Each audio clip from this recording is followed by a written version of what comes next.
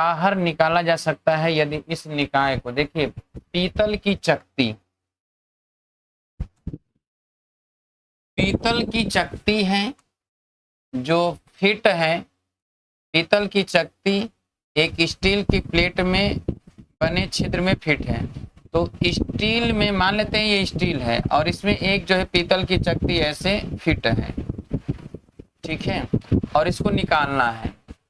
चकती को छिद्र में से बाहर निकाला जा सकता है यदि इस निकाय को क्या करना होगा, पहले गर्म किया जाए फिर ठंडा किया जाए, पहले ठंडा किया जाए फिर गर्म किया जाए, गर्म किया जाए या ठंडा किया जाए। अब देखिए जो ये पीतल होता है, पीतल की जो चकती होती है या पीतल का जो प्रसार गुणांक होता है, आयतन प्रसार गुणांक पीतल का, ठीक है, पीतल का आयतन प्रसार गुणांक अधिक होता है, ठीक है ना, अधिक होता है किससे, स्टील से। तो जब इसका अधिक होता है तो ठंडा करेंगे तो ये जल्दी से सिकुड़ जाएगा, ये कम सिकुड़ेगा, जिसके कारण ये बाहर निकल आएगा। तो ठंडा किए जाने पर ये बाहर निकल जाएगा। क्या करना होगा, ठंडा करने पर ये बाहर निकल जाएगा, ठीक है। चलिए आगे चलते हैं। 10 मीटर लंबी लोहे की छड़ को 0 डिग्री सेंटीग्रेड से 100 डिग्री सेंटीग्रेड तक गर्म किया जाता है। यदि लोहे का रेखीय ताप प्रसार गुणांक इतना हो तब छड़ का लंबाई में वृद्धि कितना होगा। 10 मीटर लंबी लोहे के 0 डिग्री सेंटीग्रेड से 100 डिग्री सेंटीग्रेड तक गर्म किया जाता है। इसका मतलब यह है कि अल्फा बराबर होता है delta L by L into delta T. तो पूछ रहा है कि छड़ की लंबाई में वृद्धि डेल्टा एल, तो डेल्टा एल बराबर alpha into L into delta T. Alpha दिया है 10 गुणे 10⁻⁶, एल दिया है 10 मीटर और डेल्टा टी 100 डिग्री सेंटीग्रेड। अब इसका गुणा करके हम निकाल लेंगे तो ये कितना हो जाएगा, 1000 हो जाएगा, तो 10 टू द पावर 1 2 यानी 10,000, तो 10 टू द पावर 4, तो 10 टू द पावर -2 अर्थात 1 सेंटीमीटर। कितना हो जाएगा, 1 सेंटीमीटर या 10 टू द पावर -2 मीटर। यदि 30 डिग्री सेंटीग्रेड ताप पर 1 सेंटीमीटर व्यास वाले एक बेलन को एक अन्य स्टील प्लेट में बने इतने सेंटीमीटर व्यास वाले छिद्र में समान ताप पर फिट करना है, तब प्लेट के ताप में आवश्यक वृद्धि होगी।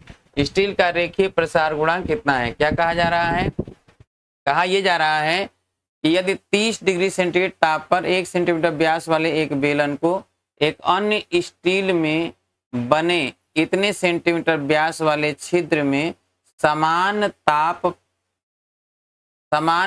पर फिट करना है, तब प्लेट के ताप में आवश्यक वृद्धि होगी।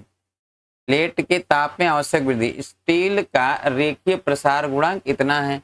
अब देखिए स्टील का रेखीय प्रसार गुणांक कितना है और ये व्यास दिया गया है इतना, ठीक है, वाले एक बेलन के एक अन्य स्टील में बने इतने सेंटीमीटर व्यास वाले छिद्र में समान ताप पर फिट करना है। क्या करना है, 30 डिग्री सेंटीग्रेड ताप पर इतने व्यास वाले एक बेलन को एक अन्य स्टील प्लेट में बने इतने सेंटीमीटर व्यास वाले छिद्र में, यानी इतने छिद्र में इसको जो है फिट करना है, तब प्लेट के ताप में आवश्यक वृद्धि होगी। इसके ताप में आवश्यक वृद्धि, तो भाई इसका व्यास कितना करना है, 1 सेंटीमीटर करना है। तो व्यास है 1 सेंटीमीटर, तो परिधि हो जाएगा कितना, परिधि हो जाएगा 2πr, ठीक है, यानी इन दोनों में अंतराल हो जाएगा कितना, 1 - 0.9997, तो 0.0003 हो जाएगा, ठीक है, 0.003। अब 1 सेंटीमीटर है तो पूछ रहा है रेखीय प्रसार गुणांक कितना है, तो ताप में वृद्धि अल्फा दिया ही है और इतना चाहिए 0.0003/1, ठीक है, और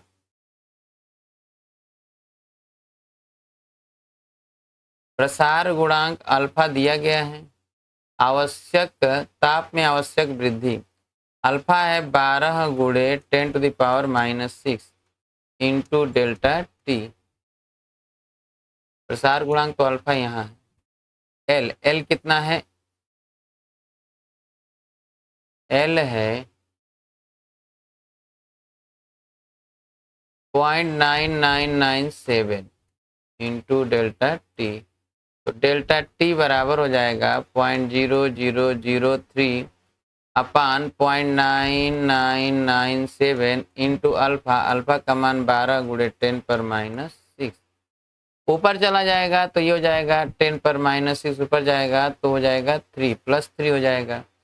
ठीक है, और ये 3 गुणे 10⁻³ अपान 1 2 3 4 हो जाएगा 9997 और गुणे क्या हो जाएगा 12। ठीक है, अब इसको सॉल्व करके डेल्टा टी का मान हम निकाल लेंगे। आगे चलते हैं। एक झील की जल सतह का ताप 2 डिग्री सेंटीग्रेड है। झील की तली का ताप कितना? कोई भी झील होगा तो झील के सतह का ताप जो है वातावरण के ताप के आसपास होगा, लेकिन जैसे जैसे नीचे जाएंगे डेंसिटी पानी का बढ़ता जाएगा। सबसे अधिक डेंसिटी नीचे वाले का होता है, तो कितने ताप पर होता है पानी का सबसे अधिक घनत्व? 4 डिग्री सेंटीग्रेड पर। ठीक है, आगे चलते हैं। दो छड़ें, एक L1 लंबाई की एल्युमिनियम छड़ एवं दूसरी L2 लंबाई की स्टील छड़ एक साथ जोड़ी गई है। संयुक्त छड़ की लंबाई L1 + L2 है। ठीक है, एल्युमिनियम एवं स्टील के रेखीय प्रसार गुणांक क्रमशः अल्फा और अल्फा एस है। जब संयुक्त छड़ का ताप T डिग्री सेंटीग्रेड से बढ़ाया जाता है तो प्रत्येक छड़ की लंबाई में वृद्धि समान है, तब अनुपात L1/L1 + L2 क्या होगा? कह रहा है क्या कि दो छड़ें, एक L1 लंबाई की है एल्युमिनियम की और एक है L2 लंबाई की स्टील की। तो L1 लंबाई है एल्युमिनियम की और L2 है स्टील की। संयुक्त छड़ की लंबाई L1 + L2 है। एक साथ जोड़ दिया गया है ऐसे। ठीक है, एक साथ इस तरह जोड़ दिया गया है, जिससे इसकी टोटल लंबाई होगी L1 + L2। एल्युमिनियम एवं स्टील के रेखीय प्रसार गुणांक एल्युमिनियम का है अल्फा ए और इसका है अल्फा एस। ठीक है, जब संयुक्त छड़ का ताप T डिग्री सेंटीग्रेड से बढ़ाया जाता है सबका, प्रत्येक छड़ की लंबाई में वृद्धि समान होता है। प्रत्येक छड़ की लंबाई में वृद्धि समान होता है, तब अनुपात L1/L2। चलिए, अगर T डिग्री सेंटीग्रेड बढ़ा देते हैं, ठीक है, T डिग्री सेंटीग्रेड बढ़ा देते हैं तो T डिग्री सेंटीग्रेड बढ़ाने पर इसमें जो वृद्धि होगा वो कितना हो जाएगा? तो डेल्टा L1 बराबर हो जाएगा alpha A into L1 into delta T, और डेल्टा L2 इसमें है तो डेल्टा L2 क्या हो जाएगा? अल्फा एस इंटू L2 और इंटू डेल्टा टी। अब कह रहा है कि दोनों बराबर हैं, दोनों जब बराबर हैं तो L1/L2। ठीक है, L1 is equal to delta T से डेल्टा टी कट जाएगा, तो L1 इंटू अल्फा ए बराबर डेल्टा L2 और इंटू अल्फा एस। ठीक है, तो ये हो गया आपका एक रिलेशन। अब कह रहा है कि बताना है आपको L1/L1 + L2। तो यहाँ पर हम देखेंगे कि L1 का तो पता हो गया। ठीक है, L1 का पता हो गया कि L1 बराबर क्या होगा? L1 बराबर अगर यहाँ से देखें तो L1 बराबर क्या हो जाएगा? Delta L2 into alpha S upon alpha A. ठीक है, और L1 + L2 क्या हो जाएगा? L1/L1 + L2। तो यहाँ पर L1 की जगह पर तो ये हो जाएगा डेल्टा L2, ये L1 और L2 है। ठीक है, L1 L2 है, तो delta L2 into alpha S upon alpha A, और यहाँ पर L1 + L2, तो L1 + L2 L1 के स्थान पर ही रख दें, sorry, L2 into alpha S by alpha A और प्लस L1। ठीक है, L2 अब यहाँ से क्या हो जाएगा, L2 कॉमन ले लें, ऊपर भी L2 कॉमन लेके हटा दें, ऊपर हो जाएगा क्या, ऊपर हो जाएगा अल्फा एस अपान अल्फा ए, नीचे हो जाएगा L2 कॉमन ले लें, L2 तो हट गया, alpha S plus alpha A upon alpha A, alpha A से अल्फा ए क्या हो जाएगा, कैंसिल, तो alpha S upon alpha S plus alpha A, यही होगा alpha S upon alpha A plus alpha S. ठीक है, चलिए आगे चलते हैं। सेल्सियस स्केल पर ताप का परम शून्य मान होगा, तो परम शून्य ताप जो है -273.15 होता है। ऑक्सीजन 183 डिग्री सेंटीग्रेड पर उबलता है, यह ताप है, फ़ारेनहाइट में बदलना है, तो 183 डिग्री सेंटीग्रेड को फ़ारेनहाइट में, तो 183/5 बराबर F-32/9।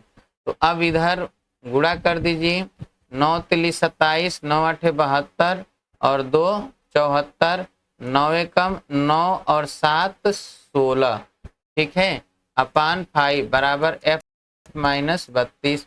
अब यहाँ पर 5 तिहाई 15, 1 फिर 5 दूना के 10, 5 नवा 45, ठीक है, 5 चौके 20 बराबर F-32 इधर जोड़ दीजिए, तो 0.4, 9 2 11, 3 2 5 1 6 और 3 361, तो 361 फ़ारेनहाइट यहाँ दिया गया है। आगे है किस तापमापी द्वारा सूर्य का ताप मापा जाता है, तो पायरोमीटर द्वारा, और पायरोमीटर स्टीफेंस नियम पर बना हुआ है। परम ताप की गणना निम्न में से किसके द्वारा किया जा सकता है, वर्ग माध्य मूल वेग के द्वारा या अणुओं की गति, दोनों के द्वारा करते हैं। ठीक है, तो आगे चलते हैं। ताप वैद्युत तापमापी किस पर आधारित है, तो ताप वैद्युत तापमापी किस पर आधारित है, प्रकाश वैद्युत प्रभाव पर, सीबेक प्रभाव पर, कॉम्पटन प्रभाव, जूल प्रभाव। तो सीबेक प्रभाव पर ताप वैद्युत तापमापी है। H2O का घनत्व किस ताप पर अधिक होता है, तो 4 डिग्री सेंटीग्रेड पर अधिक होता है। फ़ारेनहाइट में बदलेंगे अगर, तो डेल्टा 4 यानी 4/5 बराबर डेल्टा F/32, तो ये 32 चौके 128, अब 128 में 5 से भाग दे दीजिए, डेल्टा F आ जाएगा, 5 दूना के 10, 5 बचे 25, ठीक है, तो ये 25, फिर 5 छके 30, अब 25 जो है 32 में जोड़ दीजिए, 25 32 में जोड़ दीजिए, कितना जाएगा, 5 2 7 37,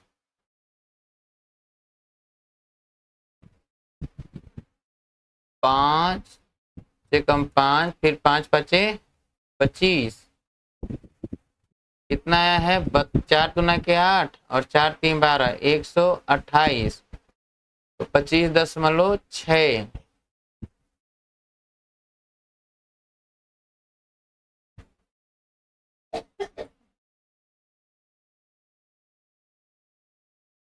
और इसमें 5 से भाग दिए तो कितना जाएगा, 5 दशमलव समथिंग, तो 32 और 5 37, 4 डिग्री सेंटीग्रेड है, तो 4/5 F-32/9, 9 चौके 36, कुछ गड़बड़ हो रहा था।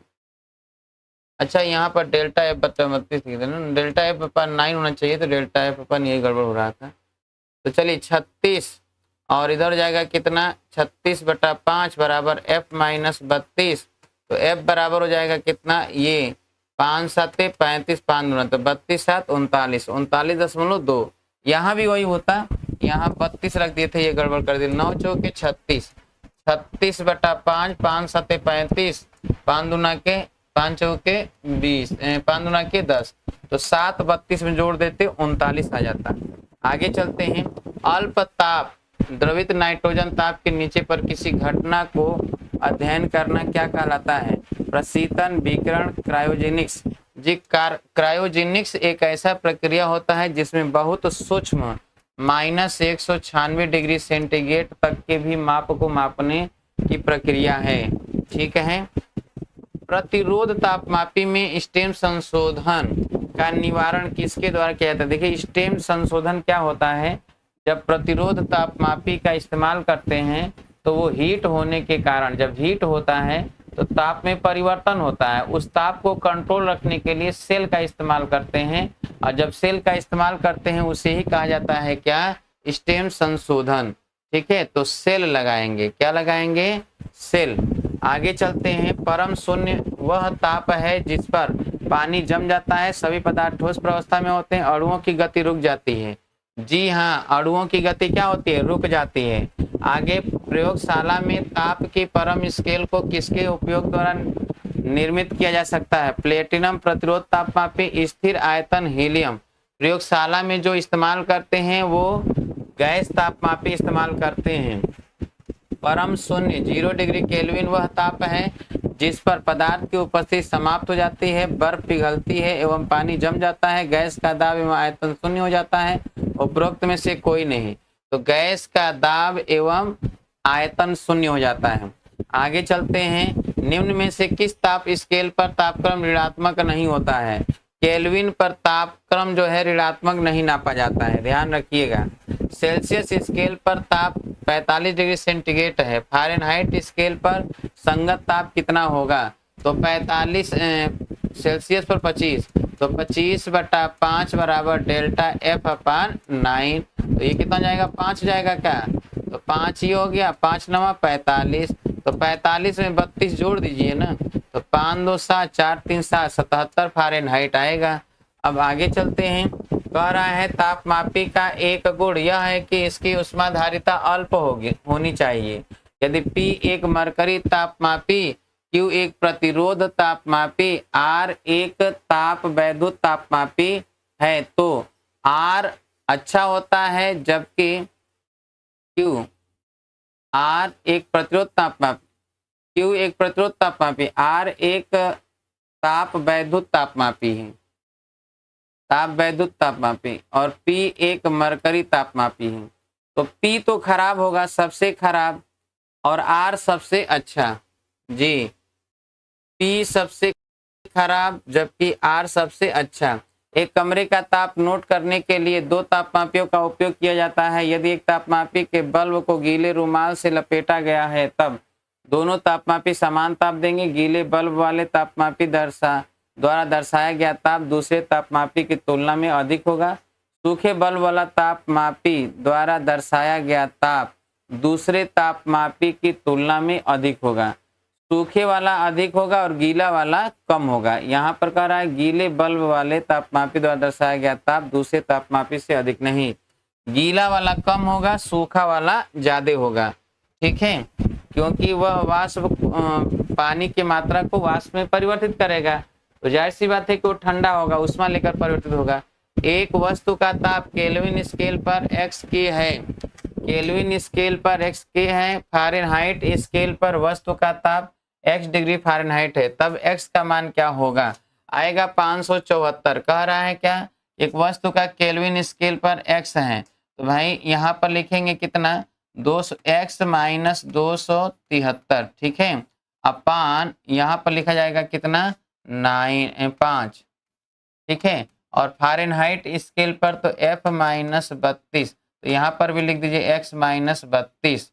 ठीक है, अपान 9। अब इसी को सॉल्व कर लीजिए, आ जाएगा x का मान। आगे चल, एक सेंटीग्रेड एवं एक फ़ारेनहाइट थर्मामीटर को उबलते पानी में डुबोया गया है। पानी का ताप तब तक गिराया जाता है जब तक कि फ़ारेनहाइट तापमापी 140 डिग्री पर नोट न कर लिया जाए। सेंटीग्रेड थर्मामीटर द्वारा नोट की गई ताप में गिरावट होगी, तो 140 डिग्री फ़ारेनहाइट है, तो यहाँ पर C/5 बराबर 140। इसका मतलब 140 - 32/9, 9 बटा क्या हो जाएगा? अच्छा, 32 से घटा दीजिए, तो 140 में से 32 घटा दिए 108 हो जाएगा क्या? 108 गुणे 5 कर लीजिए, C बराबर आ जाएगा, तो C बराबर 8/40, 540 हुआ। C बराबर क्या हो जाएगा? 540। गड़बड़ है क्या?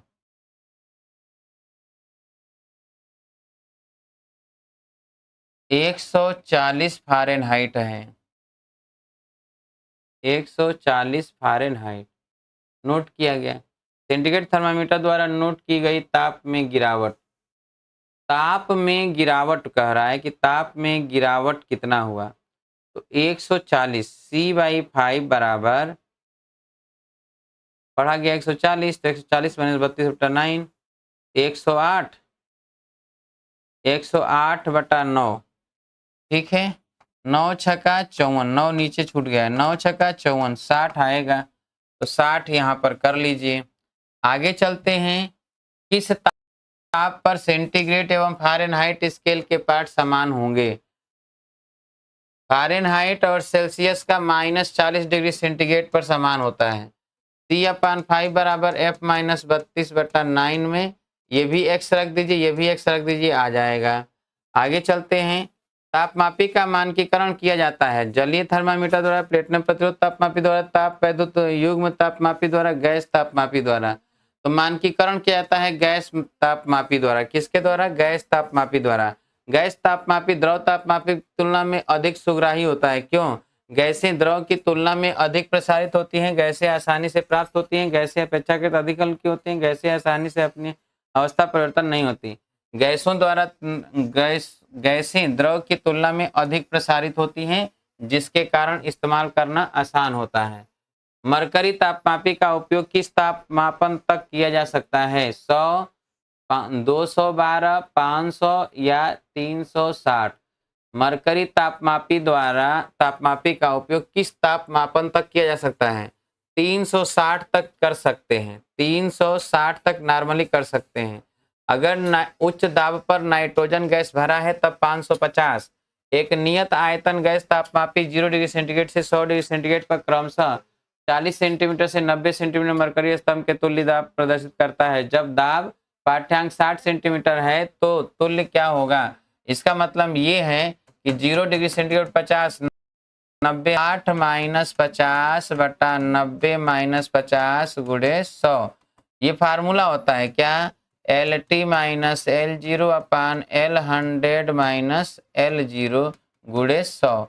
तो ये जाएगा कितना? 10 बटा कितना जाएगा? 40, 10/40 गुणे 100, तो ये जाएगा 25।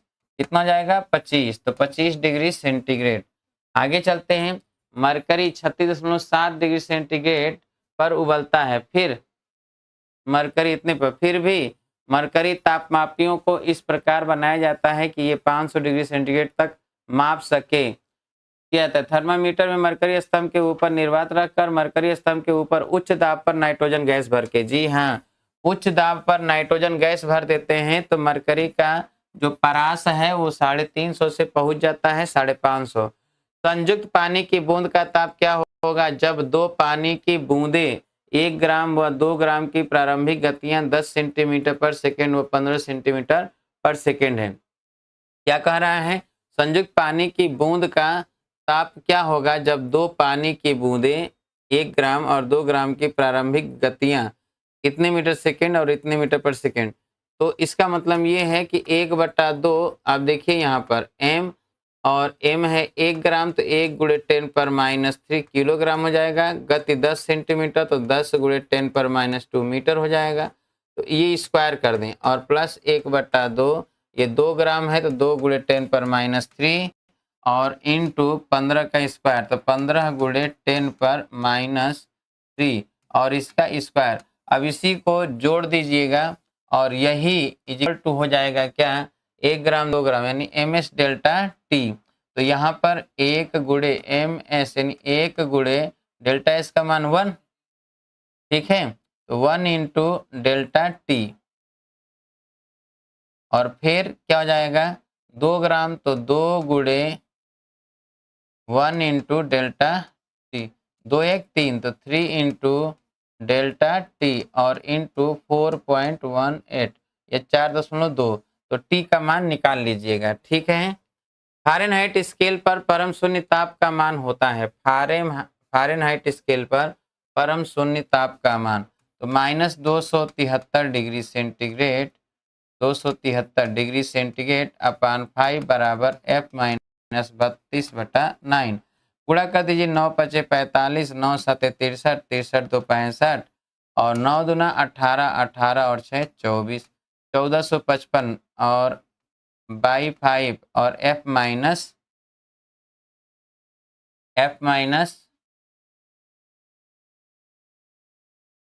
9 तिली 27 होगा और 9 7 63 2 65। तो चलिए यहाँ पर हो गया कितना, यहाँ पर हो जाएगा 5, यहाँ पर 9। फ़ारेनहाइट स्केल पर परम शून्य ताप, तो 9 का गुणा हो गया 5 का डिवाइड कर दें, 5 दूना के 10, 5 नवा 45, 5 कम 5 2, 5 चौके के 20, f माइनस 32। तो f बराबर क्या हो जाएगा, -291.4 और प्लस 32। ठीक है, और देख लीजिए 29.4 प्लस 32,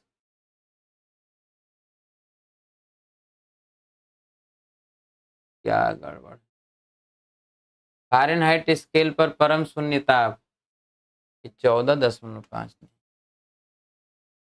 ये 291 है ना, 291.4, 5 दूना के 10, 5 9 पे 291, 291 में 32 जोड़िए, 291.4 प्लस 32 कितना जाएगा, 2 1 3 और 9 3 12, यानी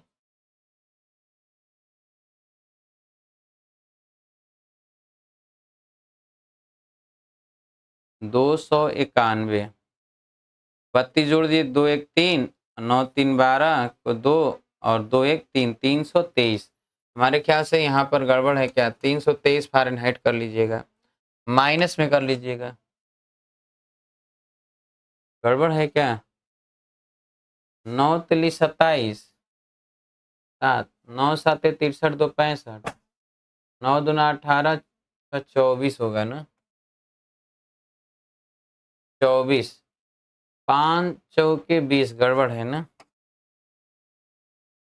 लग रहा है दिमाग काम नहीं कर रहा है ना। देखिए यहाँ पे 5 चौके 20 और बचेगा कितना, 4, 5 नवा 45, फिर 5 कम 5, 491, f माइनस 32, 32 इधर आ जाए, 12 4 1 5, गड़बड़ है क्या, ये प्लस होगा ना, प्लस होगा ना, तो 460 आ जाएगा, 491 में से 32 निकाल देंगे तो -460। ठीक है, चलिए एक स्थिर दाब वायु तापमापी को बर्फ के पानी में डुबोने पर आयतन पाठ्यांक 47.5 इकाई प्राप्त होता है एवं एक उबलते द्रव में डुबोने पर 67 इकाई पाठ्यांक देता है। द्रव का क्वथनांक, द्रव का पता ही नहीं है, ठीक है, ये गड़बड़ है, इसमें एक चीज छूट गया है, पीछे भी आया था। और इसमें ताप मापने की नई स्केल W पर जल के हिमांक तथा क्वथनांक बिंदु क्रमशः 39 और 239 है। सेल्सियस स्केल पर ताप 39 डिग्री सेंटीग्रेड के संगत नई स्केल पर क्या होगी, कह रहा है 39। तो पहले इसका पैमाना बना लेते हैं, तो ये हो जाएगा कितना, C/100, ठीक है, और यहाँ पर क्या है 39 से 239, तो 200 हो जाएगा क्या, तो 200 हो गया। तो यहाँ पर W माइनस 39/200 कर देते हैं, तो 20 कैंसिल, ये तो बन गया पैमाना। ठीक है, तो जब ये पैमाना बन गया तो अब यहाँ पर C का मान रख देते हैं 39, तो 39 बराबर W माइनस 39/2, 2 का गुणा इधर, तो W बराबर हो जाएगा 2 गुणे 39 प्लस 39, यानी 3 गुणे 39, तो 3 नवा 27, 3 तिल के 9, 9 और 2 11, 117 आएगा क्या, 117। ठीक है, आगे यदि एक वस्तु का ताप 140 फ़ारेनहाइट है तब इस ताप का सेंटीग्रेड में मान होगा। तो फ़ारेनहाइट में है, सेंटीग्रेड में पूछा गया है, तो C/5 बराबर F 140 माइनस 32/9। तो चलिए यह घटा दीजिए, तो 108 हो जाएगा, 108/9, 12 नवा 108, 12 C/5, तो 12 5 60, 60 डिग्री सेंटीग्रेड। आगे चलते हैं, परिवर्तित होने वाले ताप को मापने के लिए निम्न में से किस थर्मामीटर का उपयोग किया जाता है। ताप वैद्युत तापमापी, गैस तापमापी, अधिकतम प्रतिरोध तापमापी, वाष्प ताप। कह रहा है क्या? परिवर्तित होने वाली, तो गैस तापमापी का इस्तेमाल होता है। किसका होता है? गैस तापमापी का।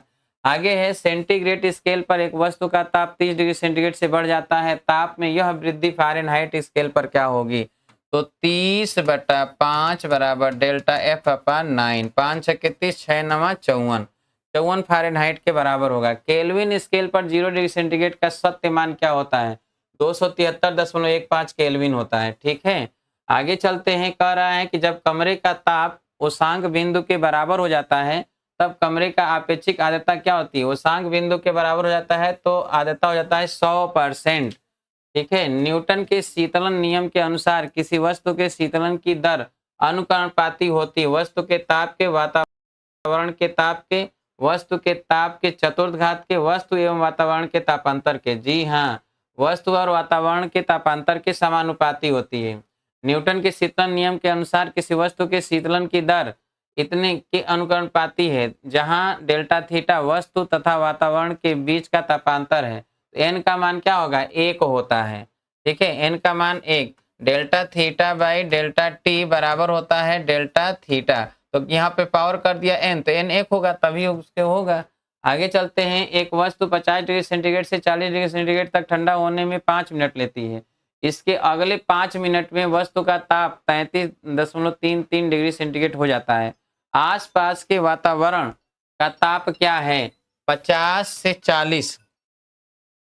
50 से 40 होने में तो 10 हो रहा है ना, तो 10 बटा कितना? 5 मिनट, और ये बराबर के, और यहाँ पर लिखेंगे 50 प्लस 40 बटा 2 माइनस कितना? वाई का ताप थीटा। अच्छा, दूसरा कह रहा है कि 5 मिनट में वस्तु का ताप, अगले 5 मिनट में वस्तु का ताप यहाँ हो जाता है, तो 40 से इतना हो गया। ठीक है, 5 मिनट में तो 40 से इतना, अर्थात 40 माइनस 33.33 बटा 5 बराबर के, और यहाँ पे हो जाएगा 40 और प्लस 33.33 और अपान 2 माइनस थीटा। अब इसी में डिवाइड कर दें, डिवाइड कर देंगे, के कैंसिल हो जाएगा, 5 5 से कट जाएगा। ठीक है, तो 10 बटा ये घटा दीजिए, तो 10 में से 3 जाएगा 7, 9 में से 3 जाएगा 6, 9 में से 3 जाएगा 6 6। ठीक है, 33, तो यहाँ पर कितना जाएगा? 6 हो जाएगा, तो ये 6.67 हो गया, और बराबर हो जाएगा, ये कितना है? तो 90 का आधा 45 माइनस थीटा, ये जोड़ दो आप, तो 40 और 33 73, तो 73.3 का आधा कर दो आप, तो 73 का आधा, तो 73 का आधा हो जाएगा कितना? 36, तो 36.5 कर दें, 36.5 माइनस थीटा। अब इसको सॉल्व करके थीटा का मान निकाल लीजिए, औसतन मान जो आएगा। लंबाई L और अचर परिच्छेद क्षेत्रफल A के एक छड़ के दो सिरों को दो तापमानों T1 और T2, T1 ग्रेटर देन 2 पर निरंतर रखा जा रहा है। स्थिर अवस्था में ऊष्मा के स्थानांतरण की दर dq by D theta dt होगा। तो dq बाई dt क्या हो जाता है? k इंटू तापांतर और L बाई ए। तो पहला फार्मूला सही है क्या? dq बाई dt बराबर होता है k इंटू ए होता है ना, a, k into A into delta theta upon L, ये फार्मूला होता है। इसमें तो ए नीचे है तो ये होगा नहीं। ठीक है, फिर कौन होगा? ए देखिए नीचे होना चाहिए, ऊपर होना चाहिए। dq बाई डी के इंटू एल भी ऊपर हो गया, यहाँ भी एल ऊपर है नहीं, k into T1 minus T2 तपांतर इंटू ए ऊपर होना चाहिए, ए नहीं दिया है क्या ऊपर? dq बाई dt और L लंबाई है तो यहाँ पर KL, ये तो गलत है। ठीक है, या तो यहाँ पर L गलत है, तो यहीं पर A बना दीजिए, यहीं पर A बना दीजिए और इसी को सही कर दीजिए। नहीं दिया है तो इसी को सही कर लीजिए। आगे है, किसी धातु का उष्मा चालकता गुणांक निर्भर होता है दोनों पार्श्वों के तापांतर पर, पट्टिका के क्षेत्रफल पर, धातु की पट्टी की मोटाई पर, पदार्थ पर निर्भर करता है उष्मा चालकता गुणांक, न कि किसी अन्य चीज पर। हो गया क्या? तो चलिए बस यहाँ तक था। तो हमने सभी प्रश्नों का सलूशन कर दिया है। अब कल मिलेंगे, यानी आज शाम को जो पेपर होगा उसमें शाम को सलूशन किया जाएगा, ठीक है। तो चलिए तब तक के लिए सभी दोस्तों को नमस्कार और साथ बने रहने के लिए बहुत बहुत धन्यवाद। चलिए आइए हम लोग देखते हैं, 20 तक सलूशन हो गया था, 21 के आगे के प्रश्नों का सलूशन। एक पीतल की